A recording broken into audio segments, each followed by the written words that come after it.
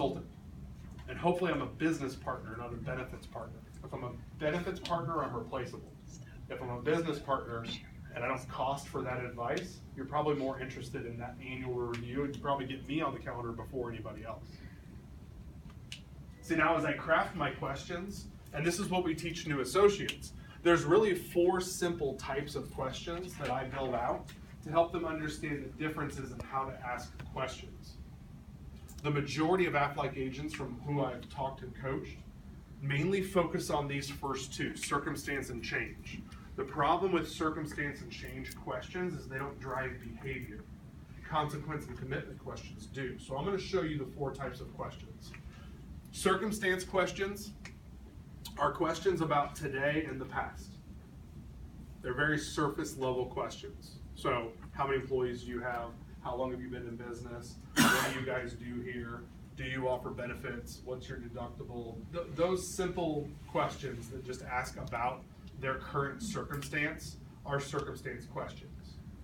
Change questions are questions about the future. So I'm asking you a question about something you're planning on doing or you're needing to do but you haven't done yet. So asking a question like, what's your plan for recruiting in 2017? What's your plan the next 3 months to reduce turnover? What's your plan going into next year's open enrollment? How are you changing the way you communicate benefits next year? Don't think because it has the word change in it that it's a change question. So asking, what did you change last year about XYZ is a circumstance question, not a change question. Those are the typical questions we ask. What are you doing and what are you changing about it? The key is the next 2 levels of questions. Consequence questions are tough. Consequence questions require trust to be able to ask. Have you ever asked an employer what the payroll range was? You know, what do you pay your employees here? Yes. Have you ever had them say to you, why do you need that? Yes. What are they telling you? That is probably not my business. I don't trust you with that. There's no reason you should be asking me that. No different than if you were asking an employee a personal health question and they say, I don't know why you need that information. All they're telling you is I don't trust you enough with that data, or I don't see why you need that data. See, consequence questions are tough like that. Consequence questions sound like this. If your health insurance premiums doubled next year, what would that do for profitability for you in 2017? If your competitor across the street stole your #1 employee, what would that do for the efficiency of this company? If 2 new competitors open up tomorrow, what would that do to your customer base in this area next year? If you don't fix turnover, how long are you going to stay in business? If you drop benefits, what's that going to do for the culture of your company? Notice those are all open-ended, but they're also questions that more often than not when I ask, they're going to go,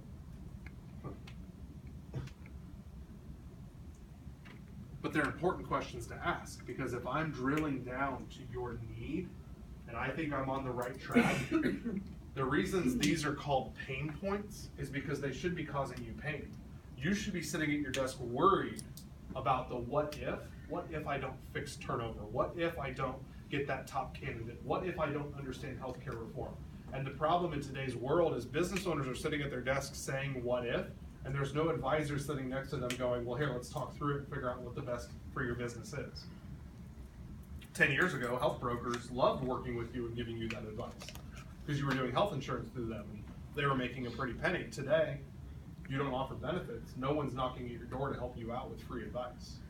The beauty is if you become experts in your industry, or at least experts in something that brings value, they'll look at you as that person they want to partner with.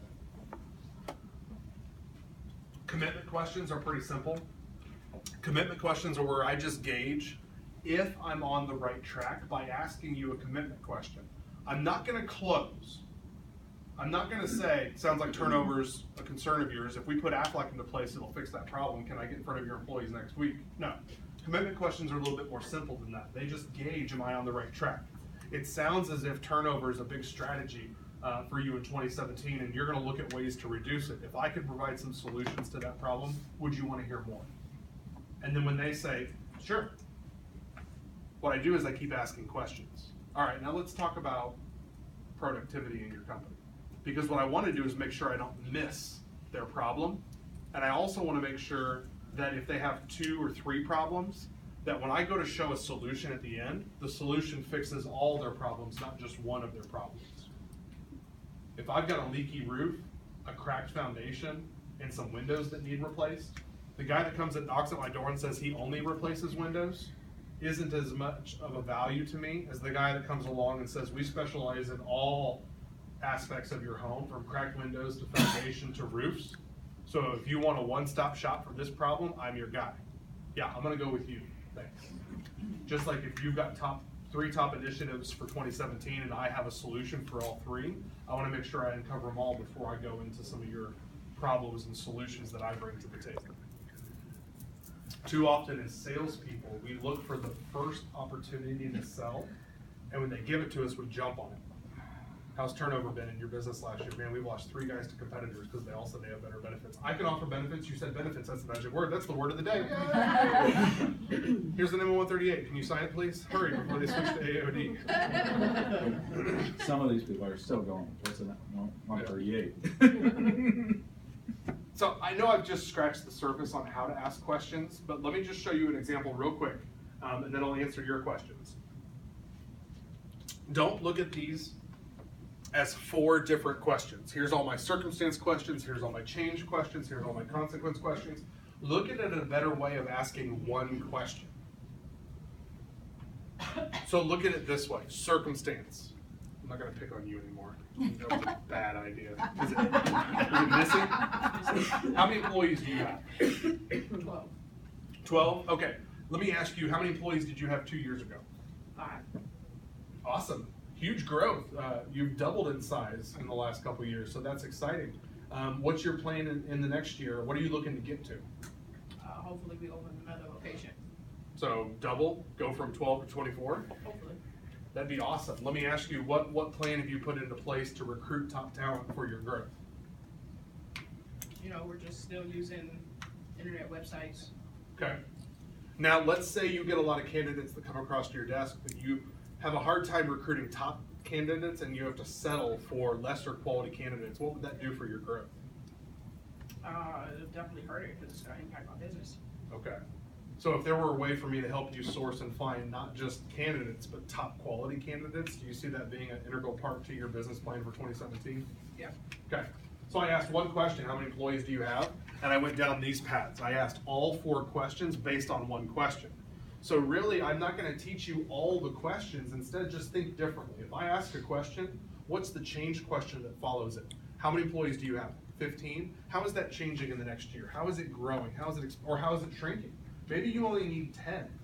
Maybe right now business is so bad that you're about to lay off 5 people. So how do you pick the 5 that you're laying off? What are you going to do for the morale? Because there's nothing worse than cutting 1/3 of your workforce and then having the other 10 always be on edge and looking for other jobs because they think they're next. So I just take a simple question and I build a conversation around it. I was in Kentucky working with their team and they were doing their employer presentation and they had one of their top group openers giving his discover, the questions he asks a business. And we counted, he asked 63 questions. And when I actually told the class he just asked 63 questions, they were all like, there's no way. Because it wasn't but 10 minutes. And they weren't questions. It was more like, well, and what would that do? Tell me more about that. And could you expand on that? Like what specifically? So they were questions, but they weren't questions. But it was conversation. It felt like a conversation. At the end, what happened, and this is the magic if you do it the right way, at the end, they're going to look at you and go, yeah, I tell you what, 2017, my goal is to open that second location and get those 12 top candidates. If you've got anything that can help me out with that, I would appreciate it. Versus, all right, that's my presentation. What do you think? Do you want to get signed up? How about next week? I'm open. But when they're telling you how quickly can we do this, now you've got sense of urgency that can't be bought. And I think you'll all agree. When there's sense of urgency, it's best case scenario. When it looks good, follow up with me in a month, you already know what just happened. They told you no without telling you no. So questions on Discover or how we ask questions or how to build that with an employer. Stunned silence. Does that make sense? It's tough, right? Because this doesn't just apply to the employer conversation. This applies to employee conversations. This applies to recruiting. This applies to conversations you have with friends, family, spouses. I mean, when we go from surface level to really deep motivational questions, I mean, you've probably all at some point in your life had a really deep conversation with somebody before, and I'm willing to bet it's the way they asked you questions that fostered that conversation, or the amount of alcohol you drank, maybe both. It's always the late 2 a.m. wine nights at Heidi's house that foster the best conversation. Heck yes. Ask Scotty. I wouldn't know. I was just gonna say, we close out every party. If you don't remember, then you did it right. If Carrie drives home, he did it right. And I got stuck driving with snow last time. So can I ask a question? Please. For these folks out here that are getting ready to call a business or sit down and have an open enrollment discussion and don't want to do possibly what they did last year, has the employees changed, what benefits, if they want to go a little deeper, but they're timid in going down that path in the account, why are you asking me this? Because we've never done that in the past. What opening statement could they make to their account?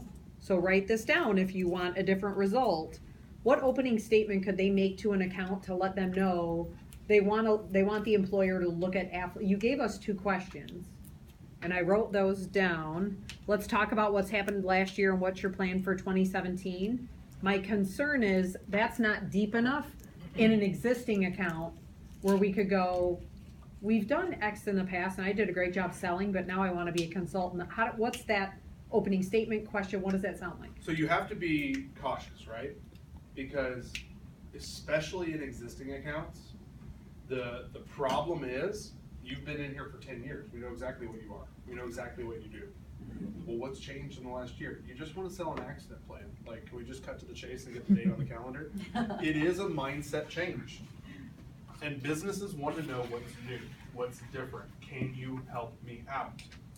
And that's where, we're talking about discover, but there is a missing piece at the beginning. And what I've been working with associates and coordinators on is developing their brand statement. And your brand statement, many of you may know it as your elevator pitch or your 30-second speech. It's basically when someone says to you, what do you do? What company do you represent? What do you do for a living? It's your response.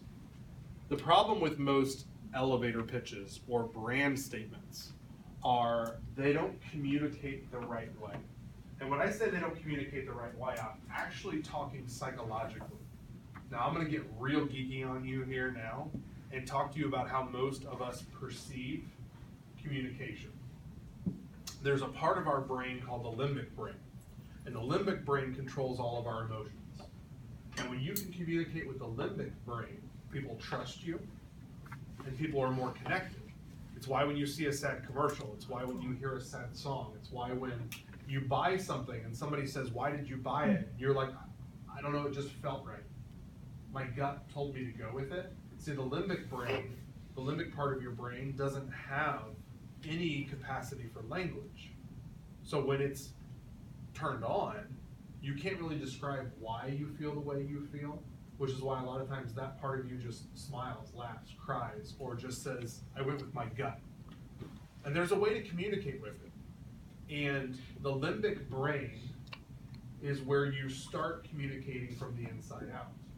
But most of us, and you are wired to communicate from the outside in. So it's harder to do simply because you've done it the wrong way your entire life. If someone approached you right now and said, oh, I see you're wearing an Aflac shirt, what do? What would be your response? Work at Toys R Us. She was waiting all day for that. She wrote it down. I saw her write it down. If he calls on me. No, I would go into probably accident and short terms, what I talk about all the time. Okay.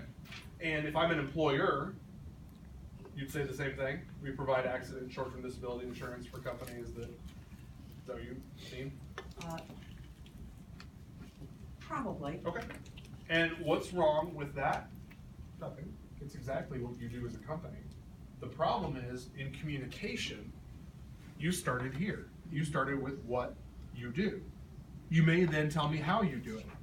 You know, we typically meet with employees, we conduct open enrollments, we help streamline your benefits process, and we do it because at the end of the day, it'll save your company money and it'll increase employee satisfaction. That's how most people communicate. If I'm interviewing a new candidate, tell me about your company, why should I come work with you? Well, we've got a great compensation program, we've got great contests, we help you create financial independence, we do that through great incentives, through a strong training program, and at the end of the day, you're gonna create a legacy for your family and get paid what you're worth. See, we communicate from the outside in, but it doesn't hit a limbic brain. We never feel emotion with it, and in turn, the trick is to communicate from the outside, or from the inside out, which is harder to do, but the trick is just to start with the why.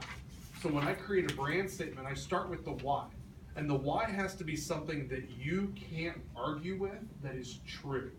Let me give you an example. If I'm prospecting today, I actually only use my brand statement to prospect. I can get all fancy on you and teach you tricks and tips, but really when I walk through the door and I talk to a business owner, I start with my brand statement.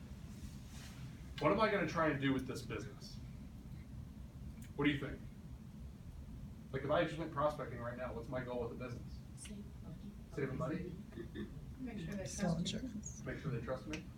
Make sure they understand what you're providing for them. Okay? So if my ultimate goal is to save this company money, why is that important? Because it's what they want. Okay? Well, they've always wanted to save money. But why is it more important today? So you can help them figure out a way to get there. Talk about 2017. Why are businesses so focused today now more than ever on saving money? Because nobody knows what tomorrow's gonna bring. Okay? Because the cost of health and everything has gone up and it's just. They need it, they need you. Okay? So what if my brand statement started like this? I've learned that in today's economy, businesses are struggling now more than ever, not just to remain relevant, but profitable. And their ultimate goal is to still be in business in 2018. If I said that, what are they gonna do? You're doing it. What are they gonna do? It's the church nodding. You know why they're nodding? For two reasons. One, they agree with me. And two, at this point in time, their limbic brain has turned on and it's going, this guy gets me. See, what I didn't do though, was I didn't trigger the reflexive no. If I had started with what? Well, I help businesses by providing, nope, sales pitch.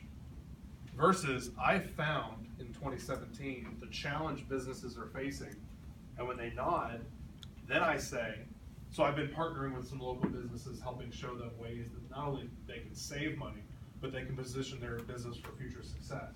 That's why I stopped by. I wanted to see if I could get time on your calendar to show you what others are doing. So the exact same script that many of you may have already used, I just reversed the order in which I said it. Now for existing accounts that may or may not know what I already do, the brand statement's no different. Hey, we've realized in the last 50 years that Aflac has been doing a great job with your employees, but businesses today now more than ever are looking for tools and solutions to help them create profitability. And that's what I wanted to focus on with you today. I wanted to just ask you a few questions about your business to see if there's some of our new tools that other businesses are utilizing that you can help create profitability in 2017. So do you mind if I ask you a few questions? Never once did I say insurance products or employees, because that's not the goal right now. But if I had just said, hey, I've got some new tools, you want to hear about them? They would have gone, nah, I'm okay, let's just do what we did last year. Versus opening up with why that tool is going to benefit them. Now they're going to do this and pay closer attention. Now the good thing about a brand statement is it's structured the same way.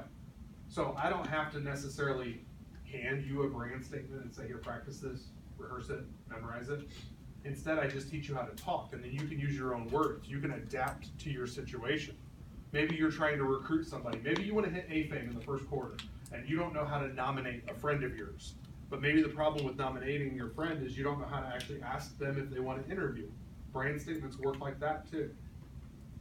Man, in all the years I've been with Aflac, I've learned that the one thing people in the economy are looking is for a job that not only they love to go do, but pays them well for the amount of effort they put in.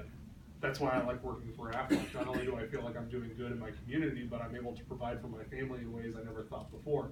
Would you like to hear a little bit more? Maybe schedule an interview with our recruiter and get your name to them.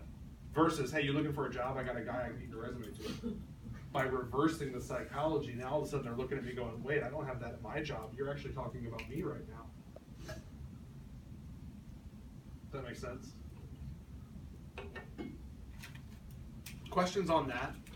And I'm just scratching the surface. This is a half-day class that I'm summarizing with you guys in 20 minutes. And I know sometimes I talk fast, so I apologize. But we are running businesses that are outdated. They're not outdated because you're running an outdated business. They're outdated because, statistically speaking, if you've been in business for more than 5 or 10 years, you're either adapting to the new marketplace or you're a failing business on your way out. Very few businesses can run the same business model always and expect the same return. And that's my goal as the trainer of the North Territory, is to make sure that your business is equipped for today's marketplace. Plenty of best practices that have worked over the years, and I'll still highlight the ones that are working, but my job is to understand today's marketplace and make sure we as a company are prepared for its success. And what I've tried to do more than anything is create foundational elements that don't have to be replaced 5 years from now. If I teach you a script, it's only as good as long as that script works. And then when the script stops working, I've not taught you anything foundational that you can fall back on and say, okay, that script stopped working, so now I'm gonna go back to the basics. Well, the script was the basics. So now I'm left with nothing. Versus if I teach you this, if 10 years from now there's a whole new pain point that we're not even talking about right now, it doesn't matter. The way you ask questions and uncover needs doesn't change. You just have to then figure out what solutions Aflac has then to be able to solve their problem. And Aflac's partnering every day with companies trying to find solutions. We've partnered recently with Easy Shield. And the problem with Easy Shield is people are positioning it as just one more product. Hey, by the way, if you offer Aflac to your company, we'll also do fraud protection. That doesn't get them excited. You know what gets them excited? You get a phone call right now that your credit card was stolen and used down in Tallahassee. What are you gonna do right now this minute? You're gonna be on that phone. My guess is you're gonna stand up and leave this room, and you're gonna get on a phone call. You're gonna cancel your credit card, you're gonna reach out to the bank, you're gonna start that process. Now, what if this is an office, and you're sitting at your desk? You're gonna go home, or you're gonna stay here and get it all fixed? You're gonna stay here. And what happens while you're here? You're still getting paid. That owner is paying you to take care of personal business. And how long is it gonna take you to fix all that? Rest of the day. And even if it doesn't take you the rest of the day, you're mentally checked out for the rest of the day. You know what fraud protection does? It keeps your employees at work and productive, so if something like that happens, they don't miss a minute of work or productivity because you, the owner, offered something that had their back. And heaven forbid they ever actually have to use it, but if they do, you're probably gonna be the first person they thank. Not to mention if they ever get poached by a competitor, they're gonna have in the back of their mind, but this guy took care of me. When that moment came up and I thought my credit was gonna be ruined, what he did for me was something no other job ever did. See, it's not about the value add, it's about how does the business owner see the value add helping their business.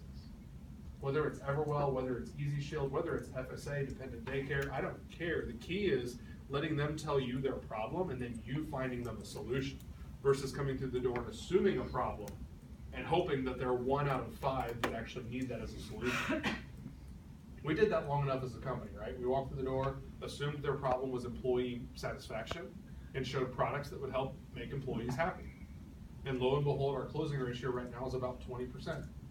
Because 1 out of 5 businesses have the challenge of employee, where is it? You had it over here. Right behind you, morale. Employee morale and productivity is one of the challenges. But there's also benefits administration, competitiveness, rising cost, healthcare reform. And when you walk into the company that's working on those, they could care less about a product that makes employees happy. Where we at? 5 minutes to spare. Perfect. What questions do you have for me? How can people access their part of the website and owner? Would they have to call?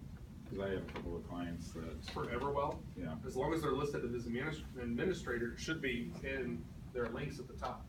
It should say like my groups or my group portal or something like that. No, that's for us, but, For the It's on there. employer. No, but on, On there. when you put the administrator on there, they they can can just access go their account. to When they log in, it's on there. Everwell. Cause that's when you download your group, you have to put the information. Yep. Sorry. What else? What was the how?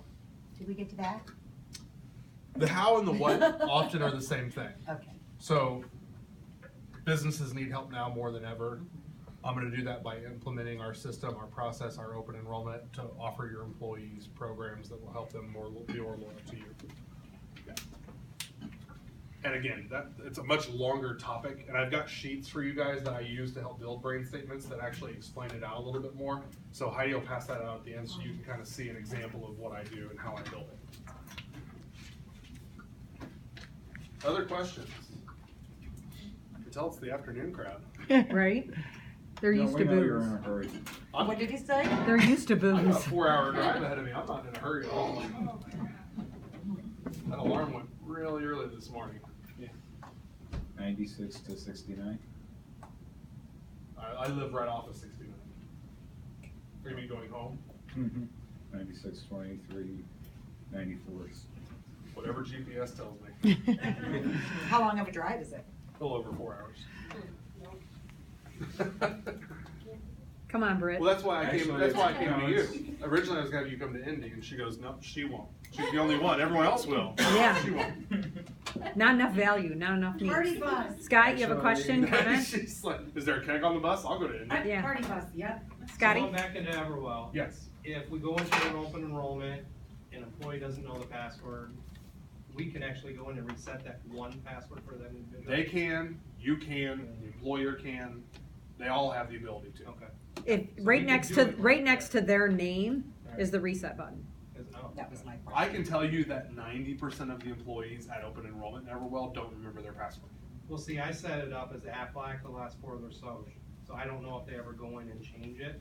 Some of them do, so if we don't know it, then. I'll check with Stephanie because I've never been You're told not not to supposed do to that, do so I don't know if any she of got a that memo stuff. that I haven't I gotten. haven't heard. We kinda- I'll find out. The problem was not Aflac last 4 digits, even though you could find that out pretty quickly in a company that's not that secure. The problem became people were doing like Aflac 123, Aflac 123, Aflac your last name before they switched the name. Yeah. And you could pimp somebody's ID, Aflac 123, and oh, by the way, here's Easy Shield. And we're doing the same crap. We're giving away your identity and then we're protecting with Easy Right. Shield. It's like an oxymoron. Yeah, So the and if everyone knew what your- we tried to do And you to could- to yeah. make the secure go all the way through our Make it process. unique enough that. Correct, that people would go, okay, everyone knows the name of the street you grew up on, correct? And you all know the first 5 digits of your social security number? So if you remember just that cadence, then everybody's the same. Well, I That's told the what last, Until you get to a nice word like Fairgrove. and I told the last group this. Okay. I had created just this tiny little postcard-sized sheet that just had the group number on it, the Everwell logo, and username and password. And I just handed it to them right there and said, "Here, jot down your username and password real quick." Now, again, you're at the mercy of them losing that between this year and next year. But a lot of them, I mean, how many of your employees keep their Aflac packet on them? And if that's there, it's on them then to have the ownership around that. I think I'll save it in their cell phone. Yeah. It's not even saving it in your phone. I had an employee take a picture of it. Yeah. Make it their Facebook profile. I like it. Hey, I'm on vacation for the next 2 weeks. Right. My husband just bought me all these diamonds. All right, guys. Well, I appreciate your time. Thanks for coming out. Thank you.